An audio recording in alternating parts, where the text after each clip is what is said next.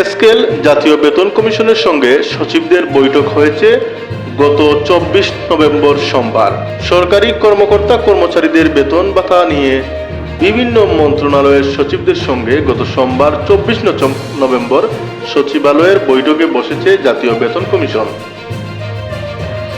জাতীয় বেতন কমিশনের সভাপতি জাকির আহমেদ খান এতে সভাপতিত্ব করেছেন। সম্প্রতি পে কমিশনের পক্ষ থেকে পাঠানো এক বার্তায় এই তথ্য জানানো হয়েছে।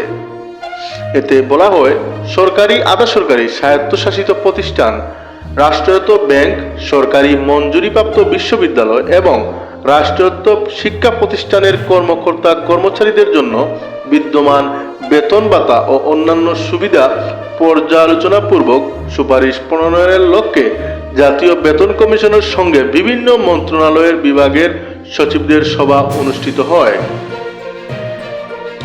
এর আগে 1 থেকে 15 অক্টোবর সাধারণ নাগরিক, সরকারি চাকরিজীবী, স্বায়ত্তশাসিত প্রতিষ্ঠান সহ সরকারি প্রতিষ্ঠান এবং অ্যাসোসিয়েশন বা সমিতির 4 শ্রেণীতে প্রশ্নমালার মাধ্যমে কমিশন অনলাইনে সর্বসাধারণের মতামত সংগ্রহ করা হয়েছে।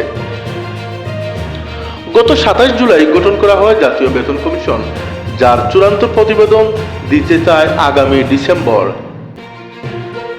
এদিকে পে কমিশনের জন্য আলাদা কমিশন কাজ করেছে জানিয়ে সম্প্রতি অর্থ উপদেষ্টা ডক্টর সালেউদ্দিন আহমেদ বলেন, 3টি রিপোর্ট পাওয়ার পর সেগুলো যাচাই বাছাই করে তারপরই কমিশন দিতে হবে। বর্তমান সরকার একটি ফ্রেমওয়ার্ক তৈরি করবে আর পরবর্তী সরকার সেটি বাস্তবায়ন করবে।